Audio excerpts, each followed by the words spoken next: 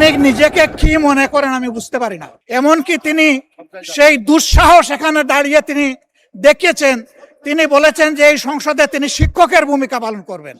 আমরা তার ছাত্র হওয়ার জন্য এখানে আসি নাই মাননীয়। মহান জাতীয় সংসদ, বাইরের বক্তৃতা এখানে চলে না। কোথায় বিরোধী দলীয় কোন এমপির মামলায় আসামি গ্রেপ্তার হয় না সেটা স্পেসিফিক প্রশ্ন দরকার, এবং কোথায় ছিনতাই হয়েছে আসামি গ্রেপ্তার হয় নাই সেটার স্পেসিফিক বর্ণনা দরকার। শুধু হাওয়াই ভাবে যদি বলা হয়, আমভাবে যদি বলা হয় যে এই সমস্ত হচ্ছে প্রতিকার কি, বিরোধী দল এমপির উপর হামলা হচ্ছে প্রতিকার কি, স্পেসিফিক কোশ্চেন করতে হবে। সংসদ সদস্য এবং স্বরাষ্ট্র মন্ত্রীর প্রতি সম্মান রেখে বলতে চাই, আজকে নতুন করে তিনি এই শব্দগুলো উচ্চারণ করেন নাই। সংসদ অধিবেশন যেদিন থেকে বসা শুরু হয়েছে সেদিন থেকেই তিনি তুচ্ছ তাচ্ছিল্য করে সবাইকে বক্তব্য।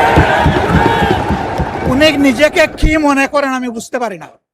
এমনকি তিনি সেই দুঃসাহস এখানে দাঁড়িয়ে তিনি দেখিয়েছেন, তিনি বলেছেন যে এই সংসদে তিনি শিক্ষকের ভূমিকা পালন করবেন। আমরা তার ছাত্র হওয়ার জন্য এখানে আসি নাই মাননীয় স্পিকার। শিক্ষকতা করতে হলে তিনি একটা ইউনিভার্সিটি খুলুন, ওখানে যার পছন্দ গিয়ে ভর্তি হবে, ওনার লেকচার শুনবে।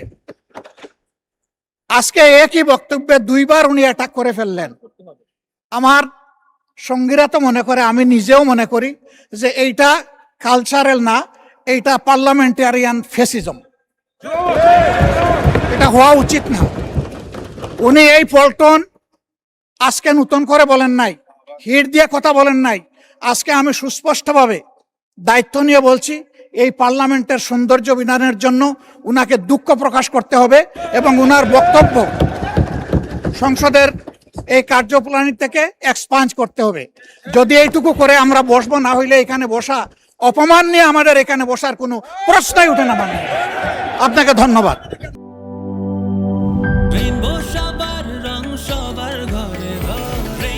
Rainbow Paints, the color of joy.